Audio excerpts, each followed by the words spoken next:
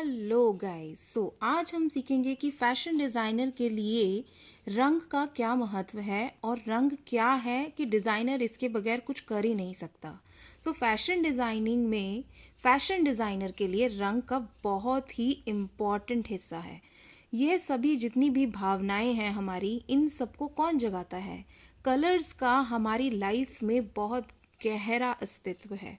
संग्रह के लिए हम टोन सेट कर सकते हैं। यहाँ तक कि डिजाइनर के जो भी समग्र हैं, रूप हैं, अनुभव हैं, उनको सबको कलर जो है काफी प्रभावित करता है। एक फैशन डिजाइनर के रूप में एक प्रभावशाली जितनी भी विचार उत्तेजक और संग्रह बनाने के लिए जितनी भी रंग शक्तियां होती हैं, उनको समझना बहुत ही जरूरी है।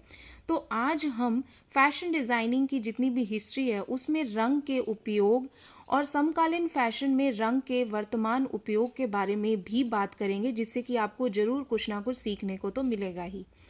हम फैशन डिज़ाइन में रंग के जो सिद्धांत हैं उसकी क्या इम्पोर्टेंस है उसके बारे में आज आपको बताएंगे, जिससे कि आपको फैशन डिज़ाइनर्स के जो भी विशिष्ट मूड होते हैं, भावनाएं होती हैं और रंग को कैसे उपयोग कर सकते हैं, साथ ही फैशन डिज़ाइनिंग में टिकाऊ जो भी पहलू होते हैं उन सब के बारे में हम आज चर्चा करेंगे।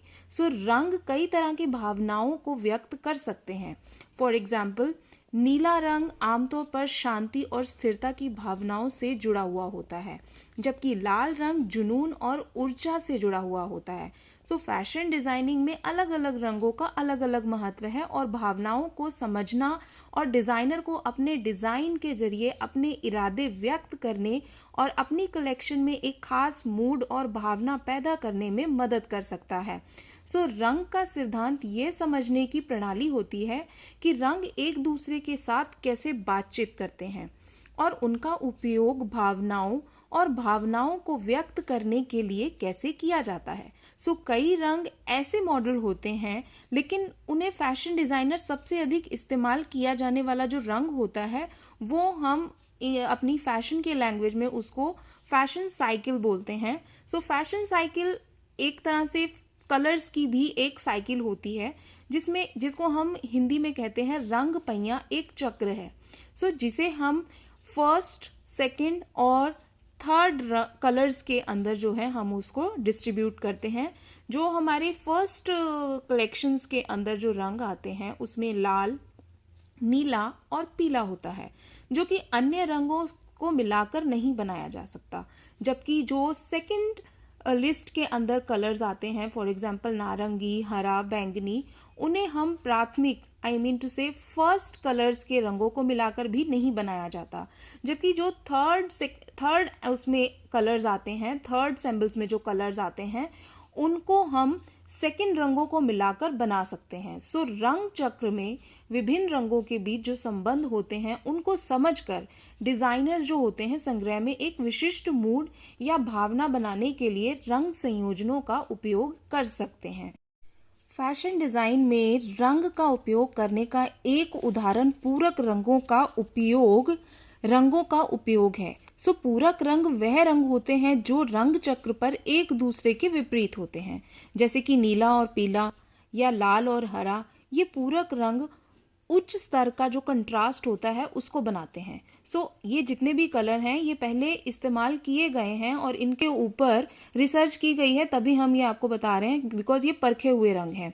कई विपरीत रंग जैसे कि ब्रांड और मौसम के पर्याप्त बन गए हैं, जहां लाल और हरा आमतौर पर सर्दी का मौसम बना होता है और क्रिसमस की झलक होती है हमारे यहाँ पे लाल रंग के अंदर। जहां नीला और पीला नीले आसमान के सामने वसंत के जितने भी कलर्स हैं उसमें डैफोडिल की तरह होते हैं। उदाहरण के लिए मोनोक्रोमैटिक रंगों का भी उपयोग किया गया है। जो मोनोक्रोमैटिक रंग होते हैं, डिजाइनर उसे सामंजस्य रूप से बनाने के लिए रंग के विभिन्न शेड्स जो होते हैं उन टोन्स का ज्यादा उपयोग करते हैं। परिणाम आकर्षक शैली हो सकती है, जो कि विशेष रूप से सिलाई में अच्छी तरह से काम भी करती है। इसी तरह हमारी जो फैशन की हिस्ट्री है उसमें भी इसी तरह के जो फैशन कलर्स हैं उन्हीं का इस्तेमाल किया गया है। उदाहरण के लिए मैं आपको बताना चाहूँगी कि 1920 का जब फैशन ट्रेंड था तो उस टाइम पर आर्ट डेको आंदोलन का एक फैशन था जो कि उस समय बहुत प्रभाव में था। उस युग की जितनी भी फ्लैपर्स लड़कियां गहरे रंग के और मन के पहन रही थीं। 1960 में वैसे ही श्वेस सेट लॉरेंट के जो बोल्ड सॉलिड रंगों को काफ़ी ज़्यादा इन किया गया था। इस तरह से हिस्ट्री में अगर आप जाकर चेक करेंगे तो आपको काफ़ी सारी चीज़ें रिसर्च करने पर पता चलेंगी कि उस टाइम पर क्या ट्रेंडिंग था। बट आज के टाइम पे रंगों के साथ खेलने के लिए कोई भी नहीं डरता, बिकॉज लोग कलर्स को बहुत ही फ्लॉन्ट वे में लेते हैं। इसे विभिन्न फैशन हाउस और शैलियों में अधिक से अधिक दिलचस्प तरीकों से इसका इस्तेमाल भी किया जाता है।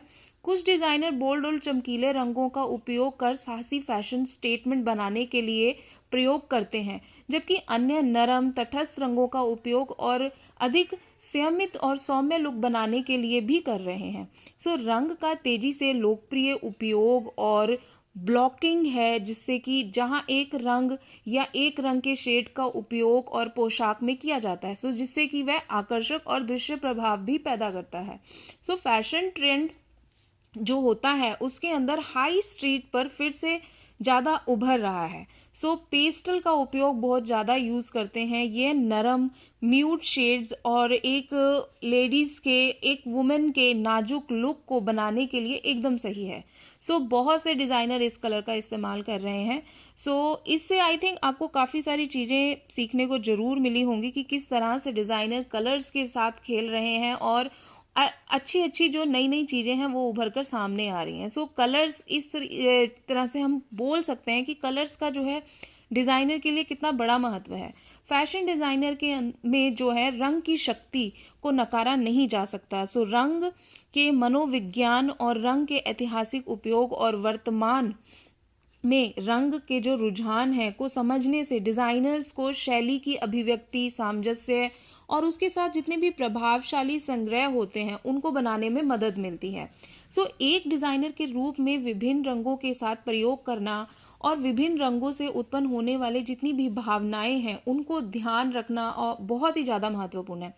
इसी के अतिरिक्त फैशन के जितने भी रंग हैं उनके टिकाऊ पहलू और अधिक से अधिक जितने भी प्रासंगिक होता जा रहा है कलर्स के ट्रेंड, रंग विकल्पों के जितने भी एटमॉस्फेयर हैं उन एटमॉस्फेयर के ऊपर उसका क्या प्रभाव पड़ता है। प्रति संचेत रहकर हम डिज़ाइनर ना केवल अद्वितीय और दिलचस्प संग्रह भी बना सकते हैं बल्कि अधिक टिकाऊ फैशन उद्योग में भी योगदान दे सकते हैं।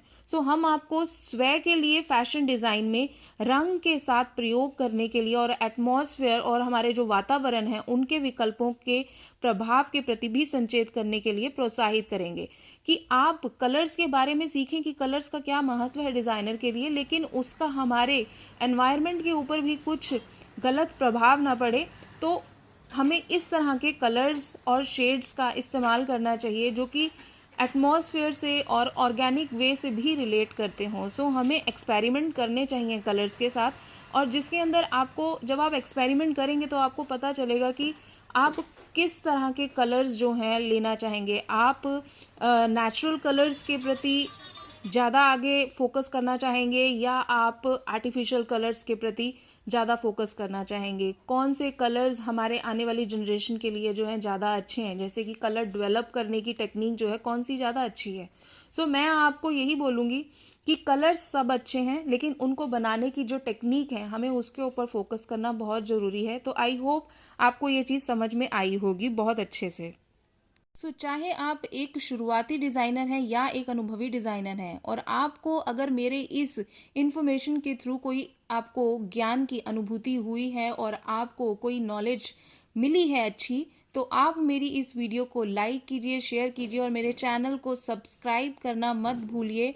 जितना आप सब्सक्राइब करेंगे और मेरे को आगे से मोटिवेट करेंगे, मैं और उतने अच्छे टॉपिक आपके सामने लाऊंगी जिससे कि मैं अपनी अच्छी से अच्छी इन्फॉर्मेशन आपके साथ शेयर करूं और जिससे आपको भी कुछ ना कुछ नॉलेज मिले और आप उस नॉलेज को आगे और लोगों के साथ शेयर करें। Thank you, bye bye.